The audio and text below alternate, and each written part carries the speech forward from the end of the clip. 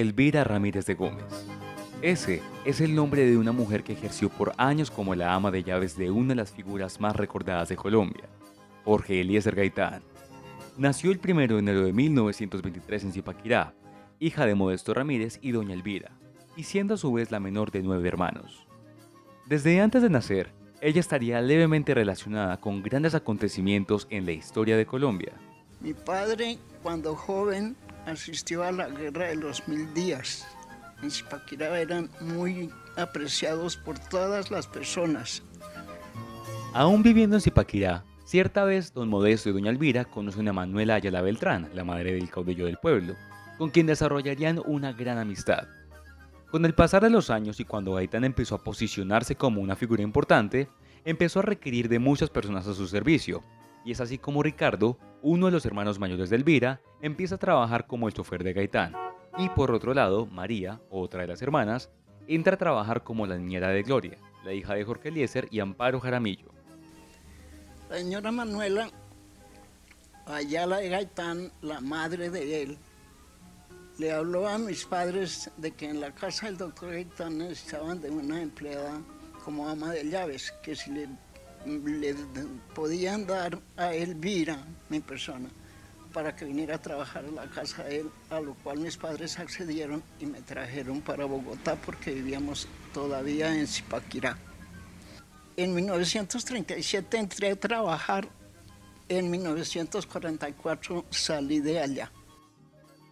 Ya trabajando para Jorge Eliezer, doña Elvira confirmó que aquel hombre que Colombia admiraba no era tan diferente en su hogar, demostrando ser un caballero, un hombre cordial, sabio, respetado, buen jefe y sobre todo un gran padre.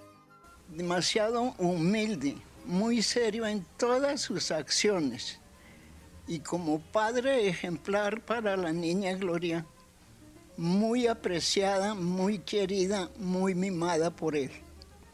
Y si bien la relación con Gaitán era casi perfecta, con quien no lo fue tanto fue con doña Amparo Jaramillo, su esposa, una mujer de carácter fuerte, que faltó mucho en la crianza de su hija Gloria, quien quedaba al cargo de María, la niñera, o en algunas ocasiones de la misma Elvira, lo que ocasionaba bastantes disgustos entre Jorge Eliezer Gaitán y Amparo Jaramillo.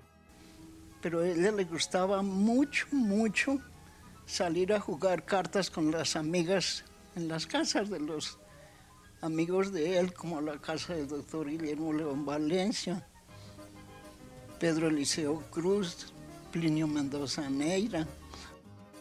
Uno de los acontecimientos que más recordaba a doña Elvira al servicio de Gaitán fue cuando en una ocasión el doctor Plinio Mendoza le pidió el favor de invitar a Jorge Eliezer a una cena en el Hotel Tequendama. Sin embargo, Plinio le advirtió que tuviera cuidado, pues la invitación venía de parte de miembros del Partido Conservador.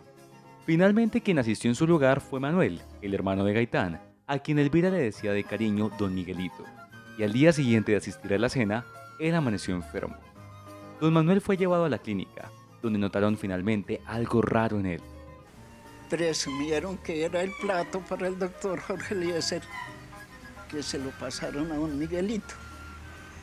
Y lo llevaron para un sanatorio que había o hay todavía en Chía. A la entrada de Chía hay un sanatorio para loquitos.